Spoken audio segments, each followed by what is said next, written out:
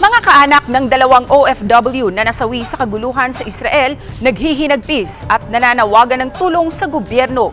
Narito ang report ni Jasmine Gabriel Galban ng GMA Regional TV 1 North Central Luzon.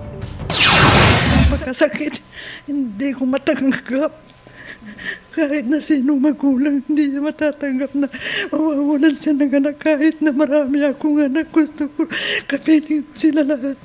Walang sasapat daw na salita para ilarawan ang pangungulila ni Nanay Erlinda sa anak na si Angeline na nitong Oktubre sa islang ay nakausap pa niya habang nangangamba sa gulo sa Israel. At noong Oktubre 9, kinumpirma ng kapatid nitong nasa Israel din ang kanyang pagpanaw. Ang boses ni Angeline di na kailanman maririnig ng mga mahal sa buhay matapos pagbabarili ng mga terorista sa bomb shelter ng tinutuluyan kasama ng kanyang amo. Sabi ni Jerusalem Deputy Mayor Fleur Hazan Nahum, hindi matatawaran ang pagkamakatao at katapatan ni Angeline na hindi umalis sa tabi ng kanyang pasyenteng Israeli kahit na may tsansa na siyang lumikas sa gitna ng mga karahasan. Hindi anya mailalarawan ang karangalang ginawa ni Angeline sa gitna ng kasamaan. Sa Tiyembre nung nakaraang taon lang nang bumalik sa Israel si Angeline, 1 linggo matapos siyang ikasal. Hiling ng pamilya, maiuwi agad ang labi niya mula sa Israel. Siyempre ang gusto kong mangyari, maiuwi agad yung anak mo.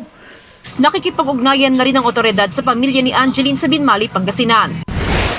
Nagluluksa rin ng kaanak sa sinapit ng isa pang OFW sa Israel na si Paul Vincent Castelvi. Tubong City of San Fernando sa Pampanga si Castelvi. Sabi ko, hindi ko pong matanggap na mawawala yung anak ko. Napakasakit po sa akin na mawala yung anak ko. Napakasakit po sa amin na biglang-bigla po. Dahil siya lang po ang tanging bumubuhay po sa amin. 5 taon ng OFW sa Israel si Paul at mula noon, hindi pa siya nakakauwi sa bansa. Kasama niya ang kanyang asawa na nakipagsapalaran sa Israel upang maitaguyod ang pamilya. Mismo ang asawa rin ni Paul ang nagkumpirma sa sinapit nito.